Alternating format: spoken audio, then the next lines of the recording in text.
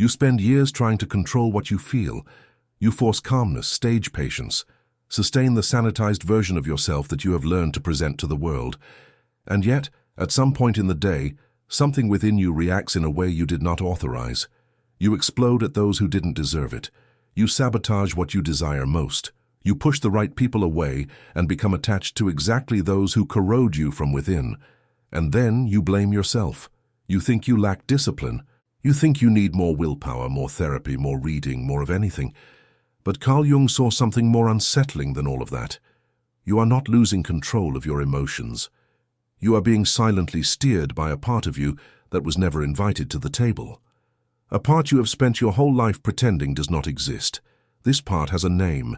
It is called the shadow, and as long as you continue to treat it as an enemy, it will continue to treat your life as revenge. The shadow is not born of malice. It is born of the need to belong. When you were still a child, you quickly realized that certain parts of you were rewarded and others were punishable. The obedient smile was caressed. The inconvenient question was silenced. Anger was repressed with shame. Sadness was ridiculed with a "stop being a baby." Curiosity was covered up with dread. Pride was mistaken for arrogance. And you, still small, still dependent on the affection of those who raised you, made the oldest psychological calculation in humanity. If I show this, I lose love. So this must disappear. But nothing human disappears when you command it to. It only descends. It descends into a basement within you that no one visits, but which remains inhabited. This basement is the shadow, and it is older, wiser, and more stubborn than your entire constructed personality.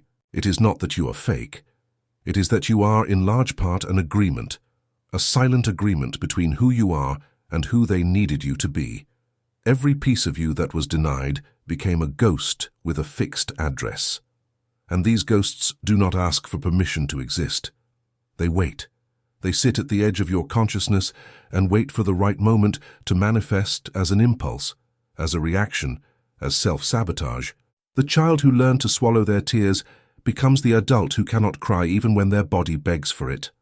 The child who was forbidden to disagree becomes the adult who says yes with their mouth but no with their blood. The child who was humiliated for feeling desire becomes the adult who sabotages their own pleasure. Nothing was lost. Everything just hid. And that which hides within you for too long begins, in silence, to take command. And this is where the most disturbing part lies. Most people think they suffer because of what happens. They think they are anxious because of work, irritated because of their partner, paralyzed because of money, sad because of life. But Jung observed something that few can bear to observe in themselves. The circumstance only presses the button. The button was already there. The one who installed the button was the shadow. You do not react to what happens. You react to what it touches inside you. And what is inside you, for the most part, was buried before you were even old enough to name it. That is why your anxiety is not weakness. It is repressed content asking for passage. Your self-sabotage is not a lack of focus. It is a part of you that learned that succeeding is dangerous, because succeeding can attract envy, abandonment, or demands. Your fatigue without reason is not laziness. It is the weight of carrying everything you cannot admit you feel. Your disproportionate anger toward a specific person is rarely about them. It is about something they lay bare in you, something you swore never to look at head-on. Your recurring sadness is not always about the present. It is often the mourning for everything you had to abandon in yourself just to be tolerated. Your emotions are not random outbursts. They are old letters finally being delivered. And as long as you do not open these envelopes, you will continue trying to fix your life from the outside while the problem rots from within. You will change jobs, relationships, cities, therapy, habits, and feel the same discomfort resurface in a different guise. Not because you are cursed, but because what is not integrated repeats itself. The shadow does not speak Portuguese. It speaks through patterns, repetition, and stumbling. Every time you stumble upon the same type of person, the same type of thought, the same type of failure, it is sending you a message. And the message is always the same. You can no longer live pretending that I am not here. That is why I prepared the Código do Despertar for you.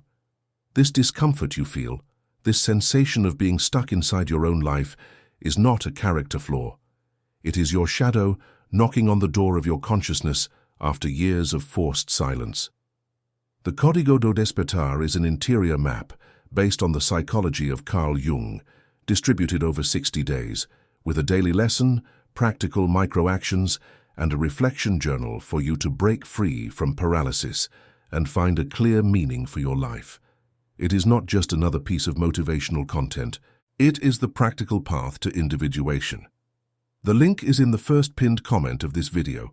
If you feel the time has come to stop running from yourself, open the first comment, take the first step, and write the word Desperto down below. This symbolic commitment is already the first cut into the mask. Now move forward with me. There is a layer of your life that you mistake for your identity, but it is not you. It is merely the version of you that survived. Jung called this the persona. The persona is the social mask. It is the face you put on to go to work, to visit family, to post on social media, to respond to those you lack the courage to confront. It is not a villain. In the beginning, it is an ally. It was the one that secured your sense of belonging, your salary, your respect, and conditional affection. The problem is not the existence of a persona. The problem is when you forget you are wearing one. When you confuse yourself with the mask grows, and everything it rejects it pushes down, feeding the shadow. The more perfect the persona, the denser the shadow. Extremely polite people often carry a frightening repressed aggression. Extremely generous people often carry deep resentment. Extremely confident people often carry a silent terror, not because they are fake, but because everything you deny grows in the dark, and the shadow lets you know it is there. It does not speak directly, but it manifests in almost choreographed signs. The first manifestation is projection. You notice something in a person that bothers you in a disproportionate way. It is not a mild criticism. It is a visceral judgment, almost personal, as if that trait offended you to the bone. Jung observed coldly, "That which bothers you most in others is usually that which you reject in yourself." You get irritated by another person's selfishness because you were forced to be excessively self-sacrificing. You disdain the arrogance of others because you silenced your own strength. You condemn the coldness of others because you never allowed yourself to set your own boundaries. Projection is the shadow using the world as a mirror. The second manifestation is dreams, not the pretty dreams, the strange dreams, those where a threatening figure appears, a dark room, a wild animal, a deceased loved one, a faceless pursuer. These symbols are not there to scare you. They are there to show content that your daytime consciousness refuses to look at. The third manifestation is disproportionate reactions, that fight where you reacted in a way that scared even yourself, that crying spell that came out of nowhere at a mundane moment, that sudden urge to vanish, to disappear, to burn everything down. It is not an exaggeration. It is the shadow rising. The fourth manifestation is repetitive patterns, the same type of partner, the same type of boss, the same type of financial failure, the same type of friendship that ends badly. It is not bad luck. It is unconscious content scripting your life without you even realizing it. You are not living. You are reenacting. And this is where many people want to stop. Recognizing already feels like a lot, but recognizing is not enough. Recognizing without confronting is just gaining awareness of your own prison without ever testing the door. The shadow demands a head-on encounter, an adult encounter, an encounter where you stop trying to be good and start trying to be whole. And being whole comes at a high price, because being whole means looking at emotions you have spent your life treating as enemies. Envy, for example. Spiritualized people often deny that they feel envy, and this denial condemns them to feign a serenity that is not real. Envy, when looked at directly, is just a signal. It shows you what you desire and have not allowed yourself to want. It is a map. Fear is another one. Most people try to overcome fear by fighting against it. Jung realized that fear only dissolves when you sit with it, when you stop treating it as an obstacle and start treating it as a messenger. Shame is another. There is a shame that is cultural, performative, external, but there is a deeper shame, the kind that makes you feel wrong for existing, for desiring, for feeling pleasure, for taking up space, for saying no. This deep shame is almost never yours. It is an inheritance. You inherited the shame from grandparents who survived in silence, from parents who learned that keeping quiet was safe, from a culture that rewarded the small and punished the whole. And anger, perhaps, is the most misunderstood shadow of all. You were taught that a good person does not feel anger, that a mature person does not shout, that a balanced person does not confront. But anger, at its core, is the last guardian of the boundary. When you numb your anger, you numb the boundary of what is yours, and without a boundary, you become scorched earth. It is no wonder so many people live tired. Chronic fatigue is, frequently, swallowed anger turning into dead weight. You are not exhausted from life. You are exhausted from not being able to say no. Confronting the shadow means stopping the moralization of what you feel. It means ceasing to classify emotions as noble or unworthy. Everything that exists within you needs space, or it will demand space by force. And this process is not linear. It happens in waves. First, the resistance. You read this, you feel that it makes sense, and at the same time, something in you wants to close the video, wants to return to the comfort of the known, wants to outsource the blame once again. This is normal. This is the persona resisting ceding territory. Then comes acceptance. Small, honest observations throughout the day. A reaction of yours that you manage for the first time to see happening from the outside, like someone watching themselves from the third floor. Finally, there is integration, which is not eliminating the shadow. It is no longer being commanded by it. It is making it an ally. It is finally understanding that what you wanted to kill inside yourself was, in truth, the part of you that had the energy to make you whole. And here appears the next layer of inner work. When you begin to look within with seriousness, you stop dealing only with the simple shadow and start crossing paths with deeper, more ancient forces, which Jung called archetypes. They are not ghosts. They are universal patterns that live in every human psyche. And when you begin individuation, they enter the scene. The first of them is the anima in men, or the animus in women. The anima is the man's inner feminine, the sensitive, intuitive, receptive, creative, vulnerable side. When repressed, it appears as inexplicable bad moods, emotional dependency disguised as strength, or excessive idealization of real women. The animus is the woman's inner masculine, structure, decision, action, stance. When repressed, it appears as relentless internal criticism, paralysis of decision, or repeated submission to men who reproduce. This criticism, there is also the trickster, the deceiver. This archetype is sacred chaos. He is the one who appears to make you trip exactly when you are too comfortable with your mask. It is when you make an embarrassing slip, when something you swore to hide leaks in public, when you make a decision so out of character that it scares you. The trickster is not a punishment. It is life insisting on reminding you that you are not just your image. And at the center, governing everything, is the self. The self is not the ego. The ego is just the part of you that identifies with your name, your history, your mask. The self is the deepest point of organization in your psyche. It is the possible integration. It is what you could be if you stopped running away. And it is exactly this work that few can do alone. Not for lack of intelligence, but for lack of method. That is why I prepared the Código do Despertar. It is 60 days, 60 lessons, 60 micro-actions, and a guided journal for you to make this crossing without getting lost. The link is in the first pinned comment. If you feel you arrived here for a reason, do not treat it as a coincidence. Decide now, not tomorrow. Integrating the shadow changes everything. Not because you become a different person, but because you finally become you. The first change appears in emotional intelligence. You stop being a hostage to your own reactions. That automatic explosion loses its strength. You start to observe the emotion rising before it takes the wheel. This is not coldness, it is awareness. You feel everything, but you are no longer dragged by everything. The second change is the decrease in reactivity. People no longer have the same power over you. A colleague's comment, a partner's silence, a family member's judgmental look. Stop working as invisible triggers. because you have deactivated the internal trigger that gave them power. The third change is authenticity. You start saying what you think without the urgency to be approved. You say no with tranquility. You say yes with conviction.